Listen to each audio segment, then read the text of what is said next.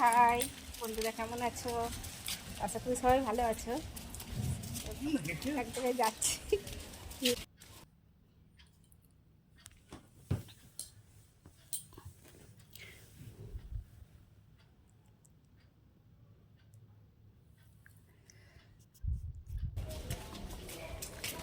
তো এই গুরুদেবের মন্দির সামনে।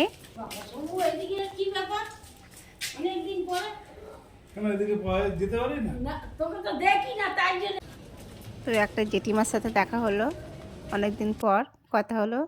তো আমার কাকা শ্বশুরের শরীর খারাপ, তো একটু দেখতে যাচ্ছি।